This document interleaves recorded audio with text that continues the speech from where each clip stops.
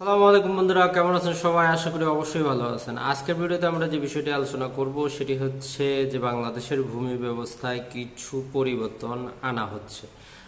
G, ministry of land অর্থাৎ ভূমি মন্ত্রণালয়ের সাম্প্রতিক কিছু প্রেস ব্রিফিং এবং কিছু কার্যক্রম থেকে আমরা এই সমস্ত তথ্য পেতে পারি।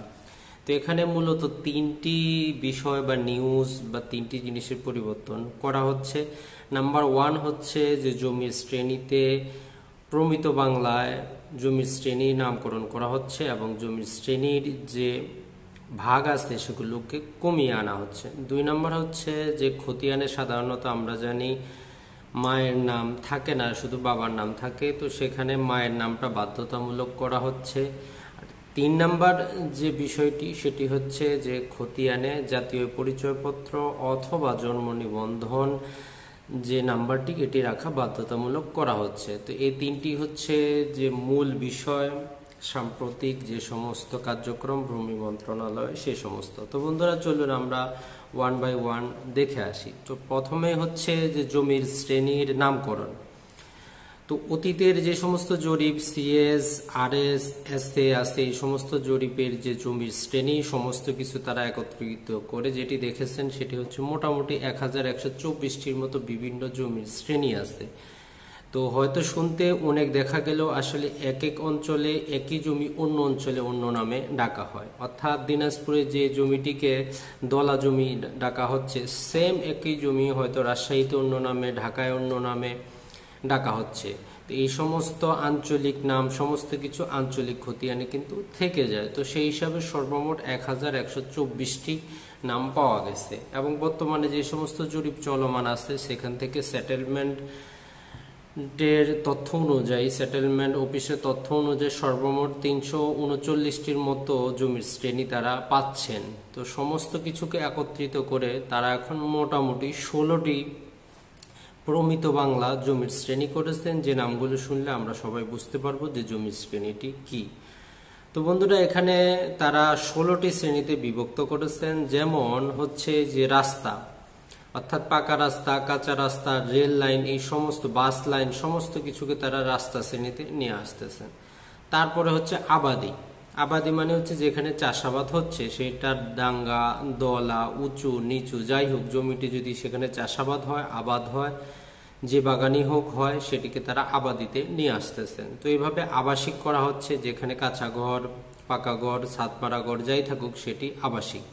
যেটি শিল্প কাজে ব্যবহৃত হচ্ছে সেটি তারা শিল্প এ শ্রেণীতে বিভক্ত করেছেন। তো সর্বমোট তারা এরকম 16টি শ্রেণীতে বিভক্ত করেছেন এবং যেগুলো যেমন বন্দর, যেগুলো ধর্মীয় প্রতিষ্ঠান আমরা জানি কোথাও মসজিদ মন্দির গির্জা এই সমস্ত কিছু লেখা থাকে, তো এগুলোর পরিবর্তে এখন শুধু লেখা থাকবে ধর্মীয় স্থান।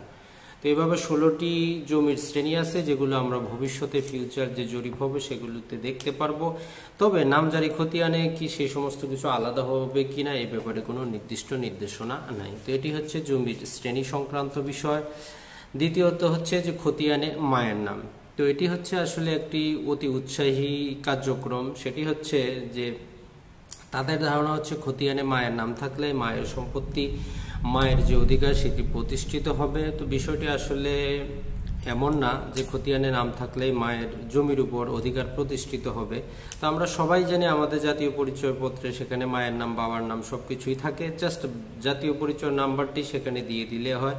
সেখানে মায়ের নাম আলাদা করে দিয়ে মায়ের অধিকার প্রতিষ্ঠিত হচ্ছে এরকম বলাটা আসলে ঠিক না। তো যাই হোক সেটি তাদের ব্যাপার।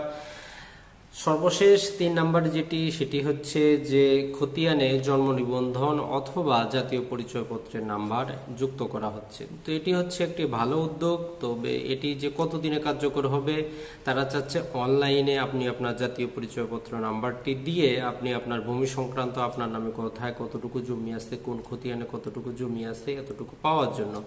তো বিষয়টি খুবই ভালো উদ্যোগ, কিন্তু কথা হচ্ছে বাংলাদেশ আমরা সবাই জানি কত দিনে হবে সেটা আমরা জানি না। আর যখনই কোনো নতুন সরকার আসে, সরকার পরিবর্তিত হয়, তখন যে সমস্ত ভূমি সচিব থাকেন এমপি মন্ত্রী থাকেন তারা চান তারা কিছু করতে, সেই হিসাবে আমরা অনেক কার্যক্রম দেখতে পাই যেগুলো কিছুদিন যাওয়ার পর থমকে যায়।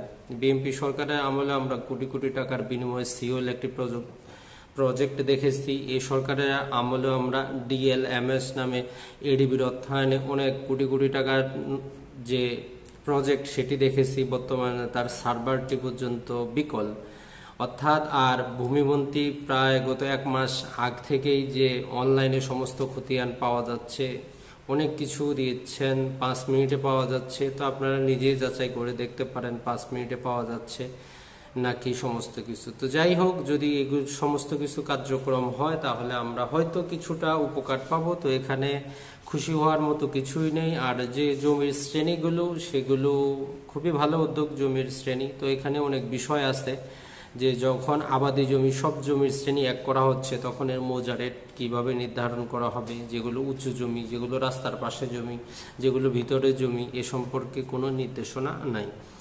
তার পরবর্তীতে আরেকটি জিনিস কথা হচ্ছে, সেটি হচ্ছে যে বর্তমানে খতিয়ানে যে ফর্মটা আছে সেটিকে সংশোধন করা হবে। তো এটি সংশোধন করানোর ফলে পুরাতন যে খতিয়ান যেগুলো পাবলিশড হয়ে গেছে সেগুলো নষ্ট হবে, টাকা পয়সা খরচ হবে।